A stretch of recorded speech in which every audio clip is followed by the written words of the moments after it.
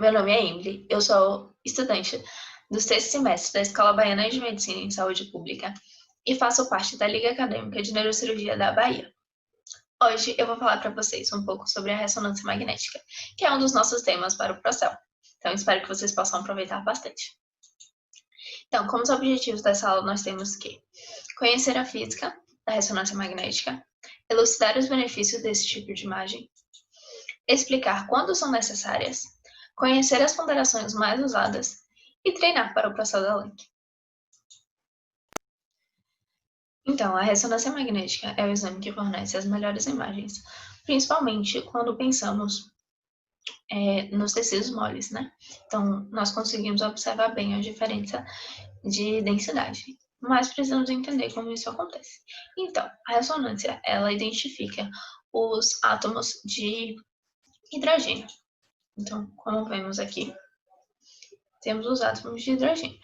E cada um deles, cada tecido possui a sua densidade. E eles estão, cada um, em a sua direção, né, em um seu movimento próprio.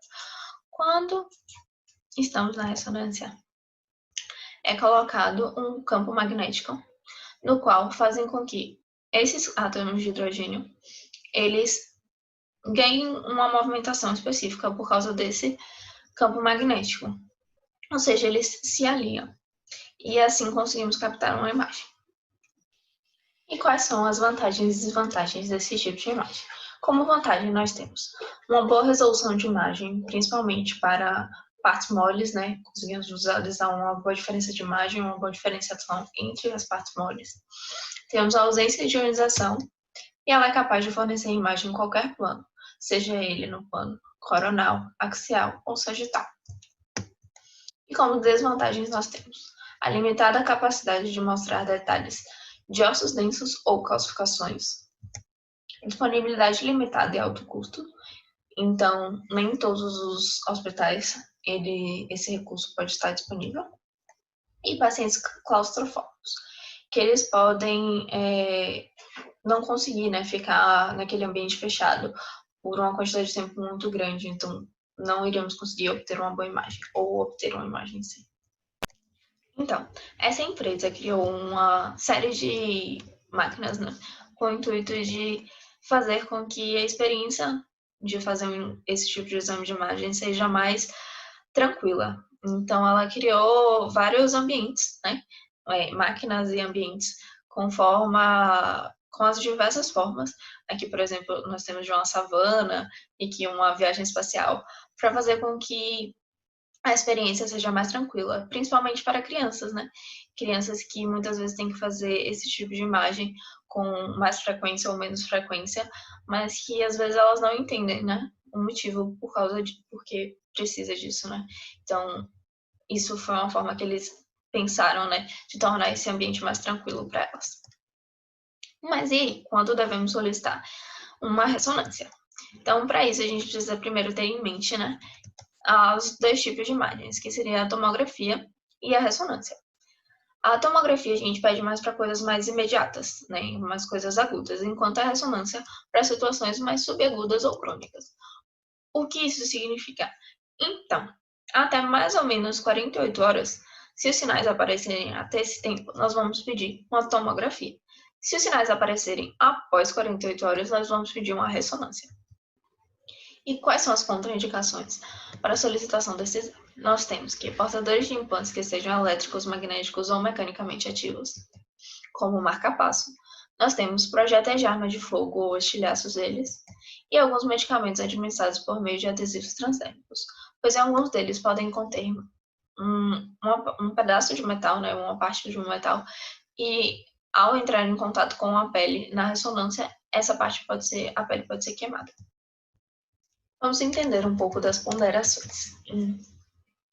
Como é que elas acontecem, né? Como é que obtemos esse tipo de imagem? Os hidrogênios, eles têm a sua própria movimentação, de acordo com cada tecido e tudo mais. Quando são colocados em um campo magnético, que é o que ocorre na ressonância, eles ganham uma certa posição, um certo direcionamento. E para isso acontecer, eles absorvem energia. Assim que esse campo é acessado, eles voltam ao seu movimento original, liberando energia. Então, quando eles estão antes da ressonância, né, antes desse campo entrar, eles têm uma posição. Durante esse campo, eles ganham outra posição absorvendo energia. E após cessar esse campo magnético, eles liberam energia voltando para o seu estado natural, né? E aí nós temos duas formas de liberação de energia, né? Então, assim é como ele estaria, né, no campo magnético, e assim é quando ele está voltando para a sua posição original. Então, ocorre uma recuperação da magnetização longitudinal. Isso acontece porque ele perde energia para o ambiente. Isso normalmente acontece de uma forma mais rápida, e é assim que nós temos a imagem de T1. Ou seja, após cessar o campo magnético, ele volta para sua posição. E quando ele volta, ele perde energia. E o aparelho da ressonância magnética, ele capta essa energia liberada pelo átomo de hidrogênio. E é assim que vamos obter uma diferença de imagem. Só que, como cada tecido tem a sua característica, esse tempo de liberação de energia, né, essa energia perdida, ela pode ter um tempo mais curto ou pode ter um tempo mais longo. E quando esse tempo é mais curto, nós dizemos que tem um sinal alto, ou seja, ela está hipersinal. E quando esse tempo é mais longo, nós dizemos que tem um sinal baixo, ou seja, ela está em hipossinal. Então, nós temos que identificar agora nas imagens. Aqui nós temos uma imagem de ressonância com ponderação de T1 em um corte axial. Então, o líquor, a gente vai dizer que está hipointenso, ou seja, primeiro vamos identificar onde está o líquor, né? Então, podemos observar os ventrículos laterais, né, e em volta dos sulcos e giros, nós temos a circulação do líquor. E observamos que ele está preto, ou seja, ele está hipointenso, que é como nós devemos chamar. Isso significa que ele tem um sinal baixo. Se ele tem um sinal baixo, significa que ele tem um tempo longo. Enquanto isso, nós temos que a gordura ela é hiperintensa, ou seja, o sinal dela é curto. O tempo de T1 dela, no caso, seria curto, né? Por isso ela é hiperintensa, ou seja, ela tem um sinal alto. Como vimos, esse é um corte axial. Ao observar a imagem, pode criar um pouco de confusão ou podemos nos confundir, né? No que lado é o direito e o que lado é o esquerdo, e como é que a gente vai lembrar disso ou tornar isso mais rápido e mais simples, né? Então, para a gente entender um pouco, precisamos imaginar que o nosso paciente está deitado em decúbito dorsal, né? Ou seja, com a barriga para cima, e que a cabeça dele está entrando no computador e que os pés deles estão saindo do computador. E a gente sempre vai visualizar a imagem como se a gente estivesse vendo do pé do paciente. Então, é um cortezinho. E aí vocês vão olhar assim para mim e falar, Emily, eu ainda não entendi nada, eu fiquei confusa e eu vou rever o vídeo. Calma, que ainda tem mais uma parte. Então, vamos imaginar aqui vamos visualizar com essa imagem, certo? Tem os pezinhos do bebê e a gente consegue ver o pezinho direito e o pezinho esquerdo. Não é difícil da gente enxergar isso, certo? Então, o bebê está em decúbito dorsal, nós temos a cabeça dele, né, e os pezinhos. Então, assim como aqui tem um pezinho direito dele, nós temos a perna direita, os braços direitos, e se a gente tivesse, né, um exame de imagem, a gente também veria desse lado, exatamente igual nessa posição, o lado direito do cérebro dele. E é exatamente assim que a gente vai ver. Então, nós temos o pezinho direito e o pezinho esquerdo. Vamos visualizar da mesma forma, como se o paciente estivesse deitado em decúbito dorsal. E estamos olhando a partir dos pés dele. Então, vemos o lado direito do cérebro dele e o lado esquerdo do cérebro dele, certo?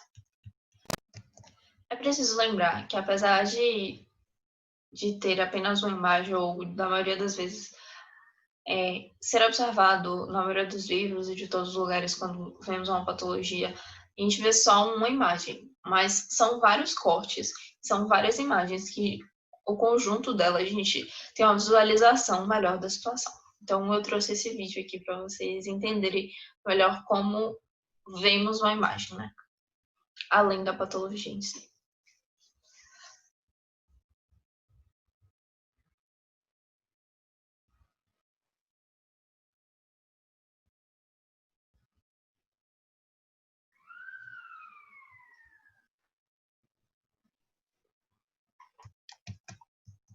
Então, aqui nós temos uma imagem de ressonância em ponderação de T1, em corte sagital, onde temos o líquor, que ele está hiporintenso, e que a gordura está hiporintensa, né? Então, podemos observar o líquor principalmente nas cisternas, no quarto ventrículo, nos diversos outros locais, como entre os sulcos e giros. E vemos outras estruturas, como o tronco encefálico, o cerebelo, os diversos sulcos e giros, até mesmo o corpo caloso. Vamos relembrar um pouco da anatomia. Eu espero que vocês tentem acertar quais são as estruturas, né? Então, eu vou apontar um pouco delas na imagem e eu espero que vocês falem em casa em voz alta, porque eu sei que vocês sabem. Então, aqui nós temos, relembrando, né, uma imagem de ressonância em T1, como pode ser observado, o líquor está hipointenso, então sabemos que é em T1, e que é um corte axial. Primeira estrutura seria essa, que é a cabeça do núcleo caudado. Segunda estrutura é uma cápsula extrema. Essa é a terceira estrutura, que é o núcleo lentiforme. E a quarta e última estrutura dessa imagem seria isso lá. Aqui nós temos outra imagem de ressonância ponderada em T1, podemos observar por causa dos ventrículos, né? E em volta dos sulcos e giros. Então, o líquor está hiporintenso, por isso sabemos que é em T1. E vamos ver aqui. Primeira estrutura seria o ventrículo lateral, no caso, né?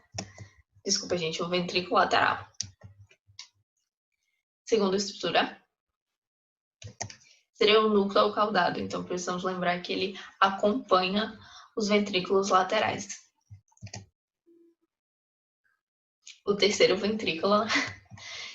E, por último, o putame.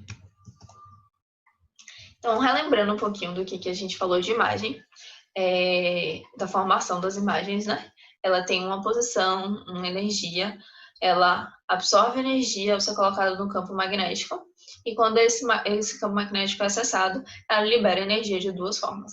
Então, a gente já viu a forma longitudinal, né, que ele libera energia para o meio, e agora vamos ver a transversal. E qual seria essa segunda forma, né, de perder energia, da qual temos, né? Seria um decréscimo da magnetização transversal, pelo menos é assim que a gente chama, por isso essa setinha vermelha, que ocorre uma perda de energia pela interação dos núcleos entre si. Isso ocorre de forma mais lenta do que a perda de energia para o ambiente, e assim que temos a imagem em T2. Assim como em T1, que a perda de energia para o ambiente pode ser curta ou longa, né? Isso pode ocorrer de uma forma mais rápida ou mais lenta. Aqui temos a mesma situação, porém um pouco diferente, né? Por isso que as imagens são diferentes. Então, quando temos que esse tempo é curto, nós temos um baixo sinal. E quando temos que esse tempo é longo, nós temos um alto sinal. Ou seja, tempo longo chamamos de hipersinal, né? Ou hiperintensidade. E um tempo curto, nós chamamos de hiperintensidade. Então, aqui nós temos uma imagem de ressonância magnética ponderada em T2 e um corte axial. Podemos observar o líquor, que em T1 ele era hipointenso, em T2 ele é hiperintenso. Então, observamos os ventrículos e em volta dos sulcos e giros. E a gordura, ela também é hiperintensa. Algumas literaturas podem dizer que ela é hiperintensa e que é um corte axial. Então, nessa imagem, nós temos uma imagem de ressonância magnética, ponderação em T2 e um corte coronal. Podemos observar que o líquor aqui nos ventrículos laterais, né, ele está hiperintenso, por isso ele está branco, né? Em volta dos sulcos e giros, também pode ser observado. Então, na hora do quiz, relembrar, dá uma pausa, faz as suas apostas para a gente pensar, né, no que é T1 e no que é T2. Então, aqui nós temos duas imagens de ressonância magnética, em corte e ponderação, cada uma tem a sua, e um corte sagital. É uma imagem da coluna, né? Então, aqui nós temos os corpos vertebrais. Então, podemos observar a mesma coisa aqui dos corpos vertebrais. E aqui dos processos espinhosos, certo? Aqui também processos espinhosos. Então, espero que você já tenha respondido, mas podemos ver, né? Por que um é T1 e por que o outro é T2. Aqui nós temos que observar o líquor, certo? Então, em volta da medula nós temos líquor, e ele está hiperintenso. Então, quando o líquor está hiperintenso, nós temos que é T2. E aqui, quando temos o líquor hipointenso, nós temos que é T1. E aqui é a medula, e aqui também a medula, certo? Outras imagens. Nós temos duas imagens de uma ressonância magnética, cada uma com sua ponderação, e são cortes axiais. Então, vamos pensar aí, né, qual é T1 e qual é T2. E vamos observar de novo os ventrículos laterais e os sulcos e giros. Aqui eles estão hiperintensos, né? Ou seja, eles são pretos, e aqui eles estão hiperintensos, ou seja, eles são brancos. Quando ele está hiperintenso, é T1, e quando ele está hiperintenso, é T2. Vamos associar um pouco disso com as diversas patologias e com os exames de imagem que a gente viu, certo? Então, nós temos que o trauma aqui, ele fala, né, que a gente deve solicitar um exame de imagem que seria a TC. Então, o trauma aconteceu ali na hora, é uma coisa aguda, né, uma coisa imediata. Então, lembramos que antes de 48 horas, pedimos uma TC. Então, um AVC, né, sabemos que os AVCs podem demorar mais tempo de manifestar, né, de ter sinais e sintomas. Então, temos um ATC, podemos solicitar um ATC, como podemos solicitar uma ressonância. Temos também aqui cefaleias agudas e crônicas, né? Então, relembrar que TC tem contraste para cefaleias agudas, ou seja, uma coisa mais imediata. Para coisas mais crônicas, né, nós temos a ressonância. Outra ponderação da ressonância, né? Outra forma de imagem que temos é o flare, a ponderação em flare, que na verdade é uma ponderação com supressão de líquor. Então, uma imagem que é igual a T2, só que em vez de ter o líquor, né, de aparecer o líquor hiperintenso, nós temos a supressão dele, e por isso ele aparece hiperintenso. Então, aqui no caso nós temos os ventrículos, assim como dentro deles, né, no caso o líquor, assim como temos líquor em volta dos sulcos e giros, e percebemos que está tudo hipointenso. Mas todas as outras características da imagem, elas têm a mesma característica aqui em T2. Então, por que precisamos de uma imagem com supressão de líquor? Precisamos desse tipo de imagem porque existem muitas doenças que elas podem estar ou muito próximas ao córtex, né, muito próximas aos sulcos e giros, e algumas podem ser periventriculares, ou seja, muito próximas aos ventrículos. E podemos nos confundir a hiperintensidade delas com o líquor, e por isso que temos o flare. Então, lembrando que aqui é uma ressonância magnética, né, um exame de ressonância magnética com ponderação de flare em corte axial. Aqui, então, temos duas imagens, né, de ressonância magnética, ponderação em flare, as duas, aqui uma em corte axial e aqui outra em corte sagital. E vemos que aqui, perto do ventrículo, né, dos ventrículos laterais, existe a hiperintensidade, né, do cérebro, né, no cérebro, no caso. E essa hiperintensidade não é causada pelo líquor, ela é causada, sim, por uma doença, assim como aqui podemos ver também. Então, tem o ventrículo lateral, e em volta deles nós temos uma hiperintensidade. Isso é causada, né, no caso dessas imagens, a doença é a esclerose múltipla, que causa essa hiperintensidade. Outra ponderação é a difusão, ou imagem e ponderação de difusão, né? Que ela observa a difusão entre as células, né? entre as moléculas, no caso, a difusão de água a partir da molécula de hidrogênio. Então, quando temos uma restrição, ou seja, não ocorre uma difusão, nós vemos a imagem hipersinal. Quando temos o aumento da difusão, nós temos em hipossinal. É sempre importante a gente comparar o que a gente vai ver na imagem. Então, nós temos a primeira imagem, então a imagem de ressonância, na ponderação de difusão, e um corte axial. Nós vemos aqui uma grande hiperintensidade, né, que seria causada pela restrição da difusão. A patologia, né, vista nessa imagem é um AVC isquêmico agudo. Então, observamos aqui que a área afetada, né?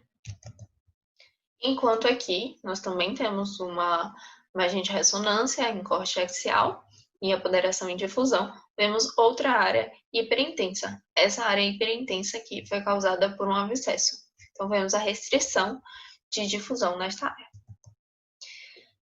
Então, o que vocês precisam ter aprendido nessa aula, né? O que eu quero que vocês levem para casa, né? O que vocês aprenderam?